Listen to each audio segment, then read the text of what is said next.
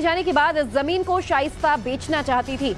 अब इस हफ्ते ही इसे कुर्क करने की इजाजत मिलने की उम्मीद है, जिसके बाद सरकार द्वारा इसकी कुर्की की जाएगी। वहीं शाइस्ता परवीन पर सूत्रों से जुड़ी एक और बड़ी खबर आ रही है। शाइस्ता के खिलाफ आरोप पत्र दाखिल किए गए हैं। सूत्रों के हवाले से खबर आ रही है, ईडी ने अब चार्जशीट दाखिल कर दी है और मनी लॉन्ड्रिंग केस में ये चार्जशीट दाखिल की गई है। आरोप पत्र में शाइस्ता के खिलाफ तमाम जो शिकायतें हैं उनकी लिस्ट मौजूद है और इसके अलावा लुकआउट नोटिस भी जारी किया गया है। तो बड़ा अपडेट इस पूरे मामले में शाइस्ता से जुड़ा हुआ आपको बता दें, शाइस्ता परवीन से जुड़ी बड़ी खबर यह है कि अब जो आरोप पत्र है वो ईडी द्वारा भी दाखिल किया गया है और साथ ही लुकआउट नोटिस भी जारी किया गया है।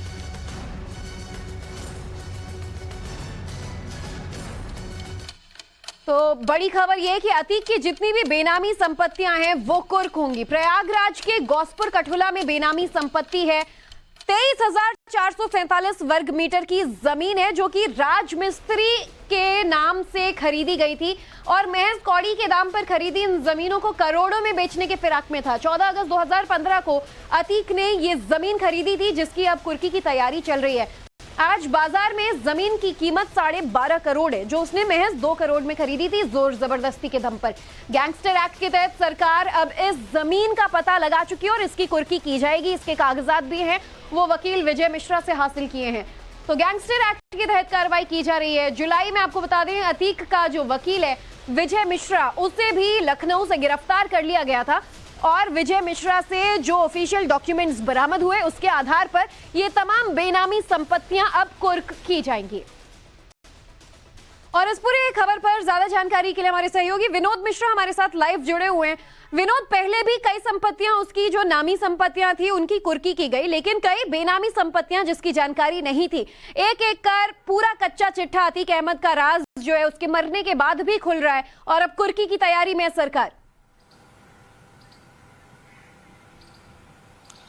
देखिए, बिल्कुल अब जिस तरीके से जो बेनामी संपत्तियां थी अतीक की उस पर कार्रवाई हो रही थी, आपको याद होगा 3 साल पहले जो है वो बकायदा ईडी ने इस पूरे मामले में एक एफआईआर किया था जो मनी लॉन्ड्रिंग का केस था अतीक अहमद के खिलाफ। जब वो साबरमती जेल में बंद था तो उस दौरान पुलिस ने उससे पूछताछ की थी। उस दौरान माफ करिए ईडी ने उससे पूछताछ की थी इस मनी लॉन्ड्रिंग केस के रिगार्डिंग और उसके बाद पता चला था कि कई सारे ऐसे ज्वाइंट अकाउंट्स हैं जिसमें शाइस्ता और अतीक के नाम से है बहुत सारे लेन देन उसमें हुए हैं।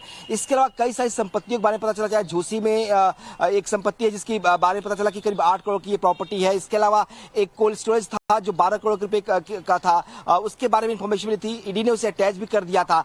अब एक तरफ तो ईडी ने उसमें अब जो जांच की है उसमें पाया गया कि जो एलिगेशन शाइस्ता पर लगे हैं वो सही है, लिहाजा चार्जशीट फाइल कर दी है। और दूसरी तरफ आपको याद होगा कि विजय मिश्रा जो उनके वकील थे लखनऊ से गिरफ्तार हुए थे और ये उस वक्त ये जानकारी सामने आई थी कि वो एक डील करने के लिए, एक प्रॉपर्टी की डील करने के लिए यहाँ पे आए हुए थे। अब पता चला कि उस प्रॉपर्टी की कीमत करीब 12 करोड़ है जिसे जबरदस्ती 2 करोड़ में अतीक अहमद ने खरीदी थी। अब उस प्रॉपर्टी को भी जो है कुर्क करने की तैयारी पुलिस प्रशासन कर रहा है। तो माना जा रहा है कि जो भी अवैध और बेनामी संपत्तियां अतीक अहमद की हैं उनके खिलाफ कार्रवाइयां अब लगातार होंगी। जितनी बिल्कुल विनोद, आप नजर बनाए रखिएगा इस पूरी बड़ी खबर पर, आगे भी अपडेट्स लेंगे। बहरहाल बहुत